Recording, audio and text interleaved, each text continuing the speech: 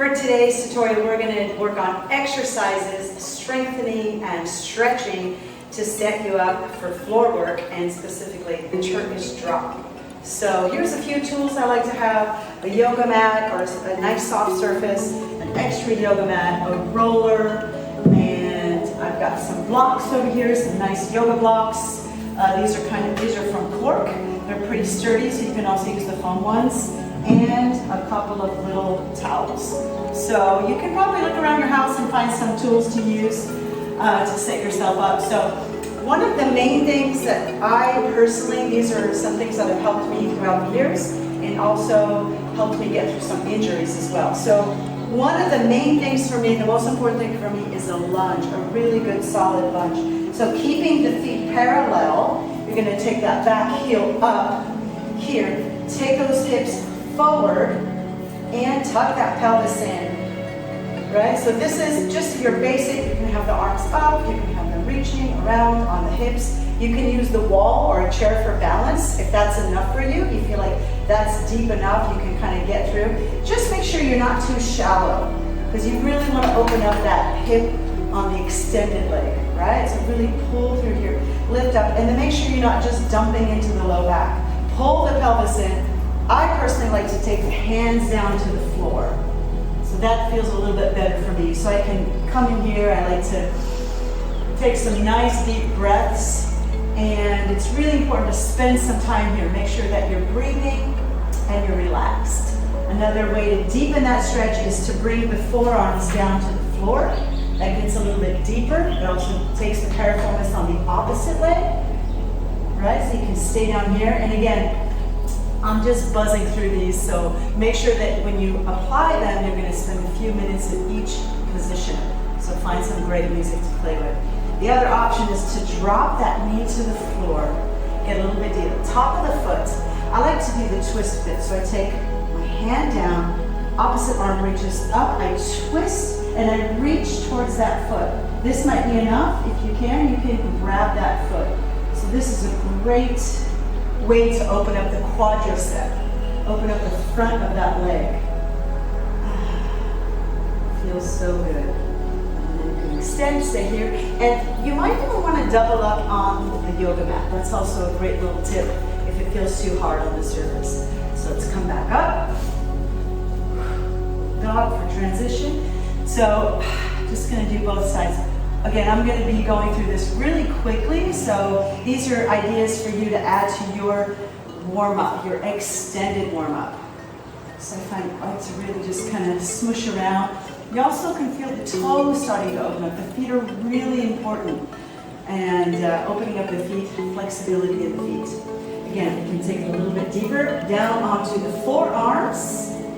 And make sure you're not just rounding the neck too much. Just keep that chin nice and relaxed.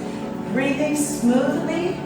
Nothing is forced here. You can come back up. And let's try that quadricep, deep quadricep. Top of the knee, top of the foot. And this might be enough. Reach that opposite arm forward. Look back over the hand. Again, you should feel that getting a little bit deeper.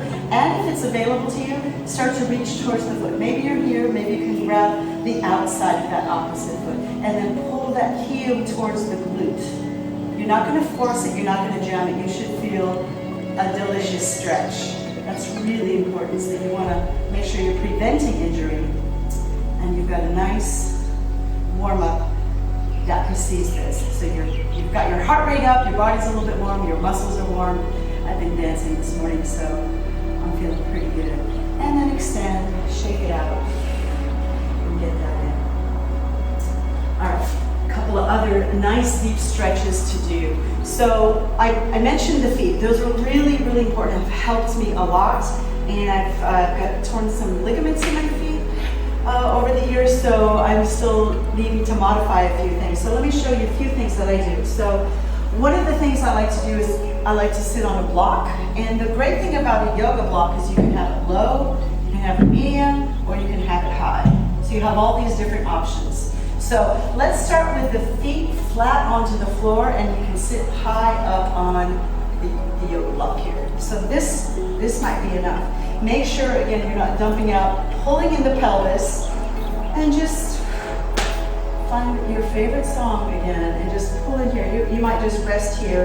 You can come back a little bit, hinge back, kind of find that space. And make sure you're not rolling out to the outside of the foot. Make sure you're pressing through all 10 toes, specifically the big toe. That's where I struggle with. So you can come from here. Next option is the block at medium height, here. I don't know if you heard my knee pop. Yeah, so again, we're getting a little bit deeper so you can like tuck the pelvis in here, and you want to just be able to sit here for a little bit, right? So you're kind of warming, stretching, you should feel comfortable. You should be able to be in here for at least 5 breaths. That's really important. That's a great way to judge it if you're going too far. The other option, again, getting a little lower, flatten it out here, and this is kind of my sweet spot, right? Kind of like this here. So sitting on here, sit on this block. I really feel this opening up here. I like to lift the heart a little bit, tuck the pelvis in, and just meditate on a relaxed feeling, a relaxed sensation. So this should feel pretty comfortable. Right? So these are things you want to do to add and be able to sit there for at least 5 breaths. Another tool you can use if you don't have yoga mat is your roller. And again, just easy, you're just going to sit on it. It's a pretty good height for kind of lifting the hips out and protecting the knees. Really important. If this feels like a lot in your knees, you may need to lift up a little bit higher. So again, just tucking in, using that. But this is a great way, a great tool. You can also use a rolled up yoga mat. You have 2 yoga mats in the house, or a towel or something. So let's try another little protective thing you can use for your knees. So a little towel, I'm sure you've got something around the house. Roll it nice and tight, and then you're going to bring it around the back of the knee, pull it together, and come back to that seated position. So let's get 2 equally on both sides. And what this does, it gives a little bit more space in the knees. So you might be able to sit a little bit deeper here. Just gives a little bit more space in the knees. You may need to get that block going, right? So find out what feels good. You might want to double up the mat if the floor is too hard for your shins or the tops of your feet. And then you might want to start like kind of wiggling back here. So I like to sit here, just kind of lift the chest, lift the heart, and hold out here for a while. So really slowly, this is a daily practice to build up to those techniques, the flexibility and the openness in the body. Right? So this would be a longer, deeper stretch. So towels, I'm sure you got some little towels around the house. So let's talk about getting a little bit more strength. So after you've done a deep stretch, a few other things you can do is strengthening those quads. So I'm going to come a little at an angle here. So one of the things that's just great, classic, is the Omi. So you can do your Omis, and then you can do your Omis to the other side. Make sure you do both sides. Here you can do your reverse 8s, your Mayas. So you're really working those obliques. This is a great way to work on those isolations. And you can also do your figure 8s. Classic figure 8s. Keep it isolated. And go ahead and sit. You should feel the quads warming up and a nice, delicious burn in there. So make sure you take a little break and then do a few more reps. So I would do at least 3 rounds, and I would do an 8 count of each movement and then take a break. So at least do 3 sets of that and then start building up from there. So rest as long as you need to kind of get a little bit of recovery, because you will feel this. So let's start getting a little bit deeper, right? So let's start opening up the feet. So what I like to do is sit on my toes, and this is pretty intense. So make sure you just pop that little pinky toe out right there. So she likes to curl under, so I like to just pop her out, give her a little assistance. And then make sure you're not dumping out on the outside of the foot. Really press in. And for me, I hear my big toe. She's not whispering, she's kind of screaming at me right now. So my big toe is screaming. It's really, really intense. Pull the abs in, and you can just sit here for as long as you feel comfortable. But try to get at least 5 breaths in. This is really, really important to really like let that space open up, get that space in your feet, because we need those toes to be able to roll over. So you want to make sure that you're really warmed up the feet. The feet are so important, so valuable. It's something that I've been working on specifically over the years since I tore some ligaments in my ankles and a few things going on with my toes. So come up, and I like to pitter patter the feet.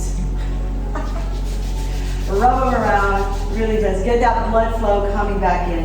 And from here, you can come onto the top of your feet. Now, I like to take a little bit of space here, reach back, find that space.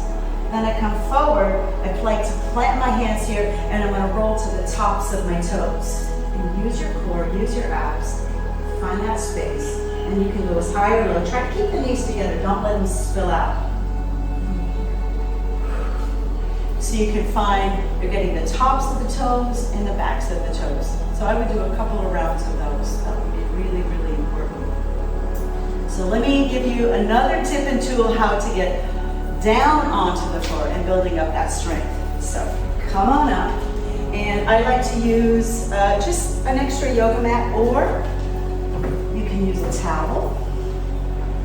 So when you come up to the space, you want to make sure that the knees are going to line up with that yoga mat, or you can use a pillow or a towel. The main thing to focus on is not crashing on your knees. So you're going to lower down, find your balance. You can use a chair, whatever you need. Find your balance here, and then you're going to just scooch forward, and you're going to tap your knees and come back. Find your balance. Tap the knees and come back. So you're not going to dump your weight there. That's the most important thing. Let me scooch this a little bit out. So find your balance. This is great. And then you're going to tap and come back. And you're going to really need to have strong core and your psoas to get that recovery. Tap and back. Tap and back. Now, let's try it without the yoga mat. So you want to come to the floor and back. And make sure you're not crashing. You just want to do like a little touch, as if it was hot, something hot, like a little fire down there. And come back up. Let's stretch out the feet. So that's a great tool to help you get control of coming down onto the floor for those Turkish drops. So let's talk about the technique of getting in there. So for me, I like to start with a spin. I do a spin, I do a jump, and then I press in slow motion. I come down, and I do that same technique. So you can see this in slow motion. I tap. Now the tricky part is the feet. That's where my toes can get a little bit stuck. So making sure those feet are nice and warmed up. So it's a turn, a jump, and a press, and roll through from here. And then I go back. Now the big technique here, I'm using the side of my hand. So here, and I press there. So I can use my lats, I can use my arms to get a little bit more control coming up. And I like to extend this arm up. You can also do it with two hands here, right? Or you can have one hand extended. It's a preference, so it depends on what you want to do. So you've got to have the flexibility to get here, otherwise your knees are going to kind of pop up. So another way to get deeper into that, is to practice that, is to get into that position, but use a block, use a tool from here, right? And then you can just release back from here. Now watch how I get up. I want to release that head and push from both hands, the sides of the hands. So from here, up. Right? So you really want to have that graceful up. You can come up in a full back bend. It takes a lot of strength in the legs. I am going to show you that again. You can get up here carefully. So from that, I press, come up, here. Bring the legs together, and then you can add some undulation and some figure eights. So this tool is just a great assistant to have. So you're going to press here. And another way to practice that is just to practice that without being in that seated position. So you can practice this here on the floor, just with the legs bent and arch up. Come up, contract. You can do some outward while you're here. Come up, arms above, and arch up. You can do it with the legs extended as well. So just being able to lift up, using your core, and then getting that technique with the hands, because you don't want the audience to see you pushing yourself back up, right? So getting those little bit of tools to help you can be so, so, so valuable. So when you're doing your floor work, it's also important to think about the perspective of the audience. So if you were my audience, I would never do my Turkish drop this way, right? Because it's not a great perspective, especially when I go down and all the way back. It's just a little too much crotch. So I always say, take it. My favorite is the profile perspective of the audience, or at least a little bit on the diagonal, so they can really see this position in the body work. The other favorite position is from the back.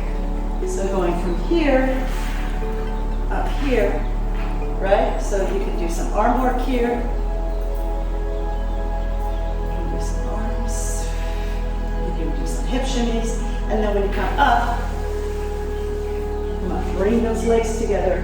You can do some hip work here as you come around. And, right? And then when you get up, make sure you're not opening here. So what you want to do, if you're going to step with this leg, just cross this way and come up and use your legs. Lots of strength in the legs. You need to make sure that you've really worked on this technique, that you practice it, you do exercises specifically to train you for the floor work. Again, one of my all-time favorites is the lunge here. It's just a great opener and strengthener all in one. And of course, just sitting here. So if you've got your favorite Netflix show that you want to watch, sit on your feet, sit on your toes, and just really get into that. Allow some time. So if you're planning on doing a movement like this and you've never done it before, my recommendation would be to plan it like a month in advance and really work on the technique. Work on all of the things that we talked about. Find the tools in your home and we're kind of really open that up. And of course, you're going to need a little bit of upper body. So this upper body, we've talked about this before, is interlacing the fingers, opening the chest, lifting the heart. So make sure you can move your head around here, lift, lift, lift, lift. Making sure that you have a flexible thoracic spine can be really important as well, can really help you with those shapes and those lines and those positions as you're working on the floor. So I hope you enjoy this, and I can't wait to see how you're going to adapt these tools and these exercises into your floor work routine. I appreciate your feedback, and I'm so looking forward to reading your comments.